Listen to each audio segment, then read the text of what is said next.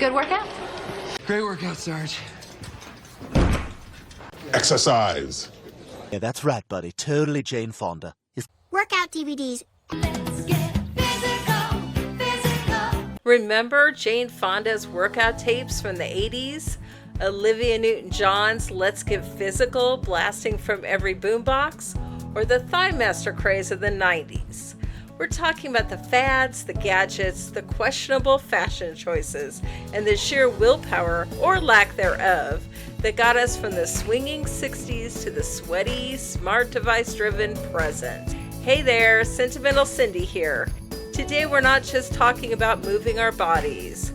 We are doing a full body workout through history. We're covering the craziest fitness fads ever.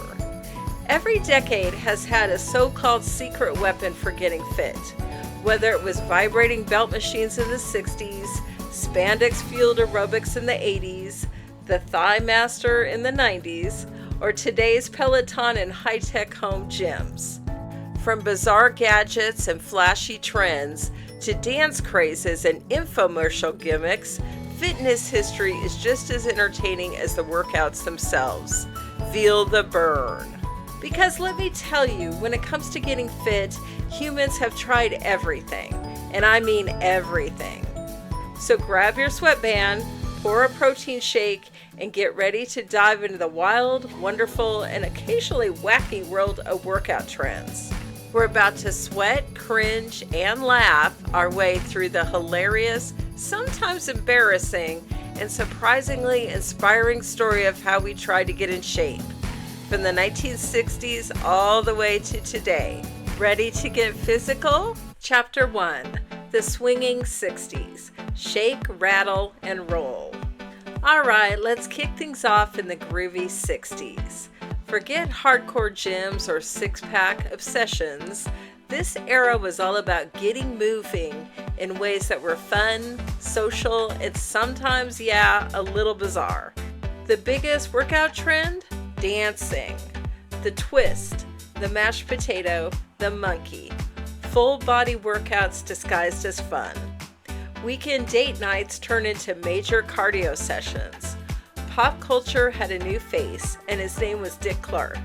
American Bandstand danced its way into TV screens, and soon every teen and their parents were burning calories in living rooms across America.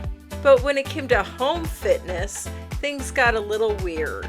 The 1960s were the golden age of passive exercise gadgets, machines that promise results without breaking a sweat or loosening your waistband. And one of those machines were those kooky vibrating belt machines. You'd strap in, stand there, and let a big rubber band shake your midsection into oblivion. The fat was supposed to just melt away. Spoiler alert, it didn't. The only thing those machines were really good for was getting dizzy and maybe a little bruised. Then there was the hula hoop. What started as a kid's toy became a full-blown fad for adults. It was fun, cheap, and let's be real, it was a sneaky ab workout. By 1960, over 100 million had been sold, and adults were hooping their way to fitness in backyards across the country. That is, if you could keep it on your hips. Of course, no decade is complete without a few questionable contraptions. Bus developers, essentially resistant bands for women, and spring-loaded gadgets were marketed as the key to slimming and toning. For women back then, fitness was still more about appearance than actual strength. Harsh. But while gimmicks ruled, one man was the voice of reason, Jack LaLanne, the godfather of fitness. Tightly tailored physical fitness icon, Jack LaLanne. So, Jack LaLanne. It's a place of business, not a Jack LaLanne. His daily TV show encouraged people to move, stretch, and eat right. He invented equipment still used in gyms today, like leg extension and squat machines, and he preached what no gadget could replace: consistency and hard work, no shortcuts. And near the end of the decade, another quiet revolution began: jogging. It was so big my parents even got in on it. Dr. Kenneth Cooper's 1968 book Aerobics kicked off the jogging boom, promoting the radical idea that running, just plain running, was good for your heart and your mood. No gadgets, no spandex, no drama. Just you, your sneakers, and the open road, like fitness before fitness got fancy.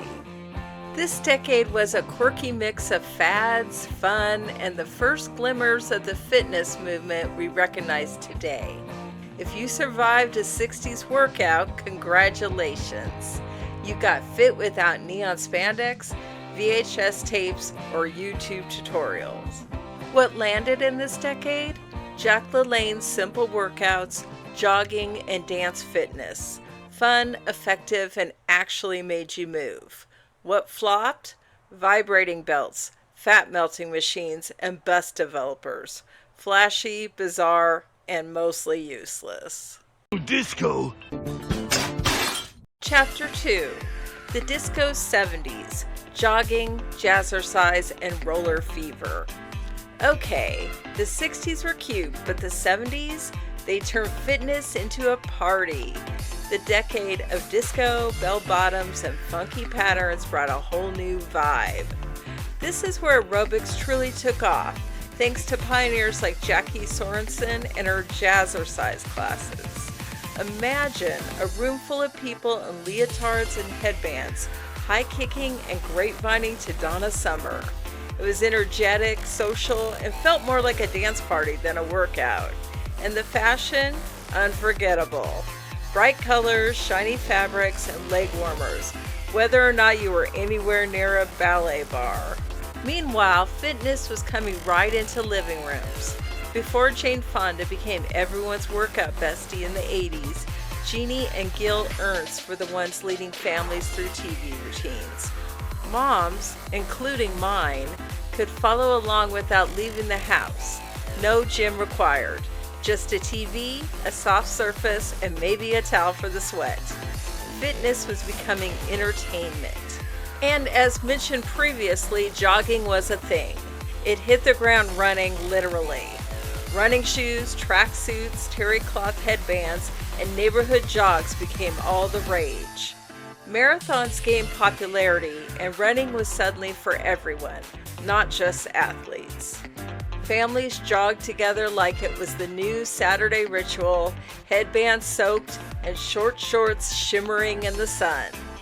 And let's not forget roller skating or roller disco, the ultimate cardio on wheels. Roller rinks with flashing lights and disco balls turned your workout into a full-on dance party. Doing spins and fancy footwork was a killer leg and core workout disguised as pure fun. If you weren't jazzercising, you were probably strapping on skates and sweating to the Bee Gees. And while the disco lights were spinning, another kind of movement was stealing the spotlight: sports and gymnastics. After Nadia Comaneci's perfect 10 at the 1976 Olympics, every kid suddenly thought they were Olympic material. Living rooms became makeshift gyms, shag carpets took a beating, and parents everywhere were shouting, "Not near the lamp!" Gymnastics fever made leotards and splits part of everyday life. At the same time, sports-inspired fitness was booming. Billie Jean King made tennis cool, Rocky had everyone shadowboxing in their driveways, and local softball leagues and jogging clubs turned exercise into a social event. The 70s made fitness feel fun, athletic, and just a little competitive, whether you were jazzercising or chasing your inner champion. So hey, if you survived spinning, skating, or high-kicking in neon for an hour while watching workout gurus on TV, you deserved a disco medal, or at least to sit down with a lava lamp. So, what landed in this decade? Jazzercise, jogging, roller skating. Fun, social, and great ways to burn calories without feeling like a chore. What flopped? Sauna suits, miracle slimming creams, and gimmicks promising instant results. Sweaty, sticky, and mostly a flop. 80s wife! Chapter 3. The Electrifying 80s. Aerobics takes over. Welcome to the 1980s, folks. the decade where bigger was always better, especially when it came to hair, energy, and workout intensity. Aerobics exploded into a national obsession, transforming gyms into social hotspots and turning living rooms into makeshift studios thanks to the rise of VHS workout tapes. Jane Fonda. Jane Fonda. No one dominated the scene quite like Jane Fonda, whose workout videos practically invented the fitness VHS industry. Her tapes sold millions, making exercise accessible and stylish for everyone. With high energy routines, motivational, and occasionally intimidating cues, and her signature leg warmers, leotards, and sweatbands, Jane made sweating look sophisticated. No pain, no gain. Then came Richard Simmons, the glitter-covered ball of sunshine who brought enthusiasm, empathy, and a disco heart to the mix, showing up in his iconic sequin tank top and tiny striped shorts, beaming like he never met a dull moment. Come on, baby, move that body. Sweating to the oldies made working out actually fun and a little emotional. It was more than exercise. It was a party with your heart on your sleeve and your hair on full volume. By the mid to late 80s, home workouts had gone full throttle. Enter Buns of Steel, the VHS sensation promising toned thighs and glutes without ever leaving your living room. It joined the ranks of Fonda tapes, Simmons enthusiasm, and celebrity workouts, proof that exercise had officially become entertainment, and targeting your buns had never been this stylish or sweaty. And let's not forget the gadgets. The Thigh Master, famously endorsed by Suzanne Summers, promised to tone your inner thighs with just a few squeezes while watching TV. Step platforms, resistance bands, neon dumbbells, and clunky home steppers were everywhere, finally making working out at home feel like a legit trend. Did they all work perfectly? Well, maybe not, but the effort, enthusiasm, and occasional embarrassment made everyone feel like a real fitness star. Physical. And then came Olivia Newton-John's 1981 hit, Let's Get Physical. More than just a chart topper, it became the decade's unofficial fitness anthem. Olivia in her headband and leotard perfectly captured the 80s spirit. Sweat hard and look fabulous while you're doing it. High kicks, leg warmers, and a wink of sexual innuendo. It was very 1981. Meanwhile, sports icons kept the fitness fire burning. The 1984 Olympics and athletes like Mary Lou Retton and Carl Lewis inspired a generation to chase athletic greatness.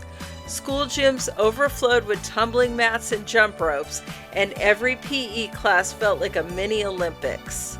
The line between sports and workouts blurred. Everyone wanted to train like the pros. So if you powered through an 80s aerobics class, squeezed a Thigh Master, jumped on a step platform, or followed along with Buns of Steel without turning your leg warmers into a hazard, congratulations. You earned a cold can of Tab and maybe a gold star. So what landed in this decade? Aerobics, home workout tapes, step training, and Buns of Steel. High energy, accessible, and actually got people moving. What flopped? Overhyped gadgets, rogue Thigh Masters, and magic fat-burning creams. More comedy than results. Quick check-in. Which 80s fitness craze stole your heart? Thigh Master, Jazzercise, Step Aerobics, or Buns of Steel? Drop your funniest memories below. Loving the nostalgia? Hit like and subscribe for more. Let's keep going. Chapter 4, the 90s Nirvana. Step, spin, and sweat it out. Step into the 1990s when fitness went full-on home invasion. Between grunge, dial-up internet, and endless workout tapes, and later DVDs, stars like Denise Austin, Corey Everson, and Billy Blanks were everywhere, turning living rooms into mini gyms. Celebrities jumped on board too. Elle Macpherson, Christy Brinkley, Cindy Crawford, and Cher all released workout videos that mix glamour with grit. Suddenly, fitness wasn't just about health, it was about image. Exercise became chic, marketable, and deeply pop culture-y. With high-energy music and steppers at the ready, you were set to sweat in serious style. Billy Blank's iconic Feel the Power Tae Bo blended kickboxing, dance, and pure sweat into one empowering package, while Denise Dawson's relentlessly cheerful Keep Moving made exercise feel like a pep talk from your best friend instead of a drill sergeant. Step aerobics were still very much a thing, the craze that turned every living room into a synchronized stomping zone. Plastic platforms, pounding beats, and instructors cheering like you were training for the Fitness Olympics. High energy, oddly addictive, and surprisingly effective, it was chaotic fun at its finest. By the mid to late 90s, home workouts weren't just trendy, they were a ritual. At first, it was stacks of VHS tapes piled high as proof of commitment, or let's be honest, mild obsession. Then came the upgrade, DVDs. Suddenly you had menus, chapters, bonus workouts, and the ability to skip straight to abs without fast-forwarding through a 5-minute intro. Revolutionary. Spinning pedaled its way into popularity too, transforming once boring stationary bikes into a fully immersive workout. Flashing lights, pounding music, and instructors who could hype a class like a stadium DJ.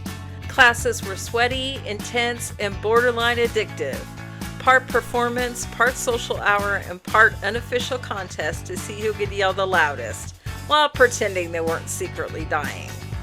The 90s were also the golden age of infomercials, selling a dizzying array of gadgets that promised instant results. The ab roller swore you'd have a six-pack in weeks. Tony Little's Gazelle glider had people bouncing gracefully, or at least attempting to, in their living rooms. And yes, the shake weight made its unforgettable debut. Part exercise tool, part late-night comedy sketch. Traditional workouts like running, strength training, and aerobics enjoyed a resurgence too, but nothing could top the home workout empire. Whether it was VHS or DVD, fitness had officially gone portable, accessible, and well, just a little ridiculous. Still, it got people moving, sweating, and believing they could achieve gym-level results from home, often to a soundtrack of gloriously cheesy pop music or the eternal beat of the Macarena. If you survived the 90s workout whirlwind, give yourself a hand. You danced, stepped, spun, and kicked your way through home workouts like a true cardio conqueror. What landed in this decade? Step aerobics, Tae Bo, spinning, VHS and DVD workouts, fun, social, and genuinely effective. What flopped? Most infomercial gadgets, miracle claims, and anything promising a six-pack while you sat on the couch. Chapter 5. The 2000s. Extreme workouts, DVDs, and gadgets galore. Alright, we've entered the new millennium. Yay! The 2000s ushered in a fitness revolution fueled by technology, personalization, and an almost overwhelming variety of choices. Push play, don't quit became the official mantra. Home fitness had officially gone digital. DVDs replaced VHS tapes, and sleek infomercials promised every gadget you could imagine. Programs like P90X, Insanity, and Turbo Jam offered total transformations. No gym membership required. These weren't your mom's aerobics tapes.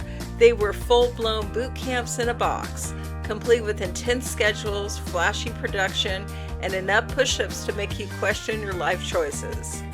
Gyms in the 2000s started to look more like science labs than sweat zones. Gadgets like Boso balls and stability trainers took over, all promising to improve balance, strengthen your core, and make every workout feel high-tech. Suddenly, everyone was squatting on wobbly half spheres, trying not to faceplant in front of the mirror. Functional fitness was the new buzzword, training your body for real-life movement, not just aesthetics. And then there was the infamous shake weight. More shake weighty? Have you heard of the shake weights? A gadget that went viral for all the wrong reasons. It promised toned arms in minutes, but most people couldn't get past how hilariously awkward it looked in action. It became more of a late-night comedy bit than a legitimate workout, proving that in the world of fitness fads, not everything that shakes actually works. This decade also saw the rise of gym culture 2.0. CrossFit boxes popped up everywhere, Zumba turned dance floors into calorie-burning parties, and yoga became not just a workout but a lifestyle. Celebrity trainers like Jillian Michaels and Bob Harper brought their no-nonsense, tough-love energy to The Biggest Loser, inspiring people to take fitness seriously, or at least avoid eating cake while watching it. Technology changed the game completely. Smartwatches and fitness trackers let people monitor steps, heart rate, and calories burned.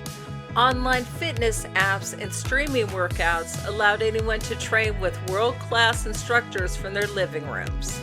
Peloton bikes and other connected platforms turned home workouts into immersive, interactive experiences with live classes, leaderboards, and a bit of healthy competition. Mind-body practices like yoga and Pilates surged into mainstream popularity, emphasizing flexibility, strength, and mental well-being. Dance-inspired workouts like Zumba and high-intensity interval training, HIIT, promise maximum results in minimal time, keeping people moving and entertained.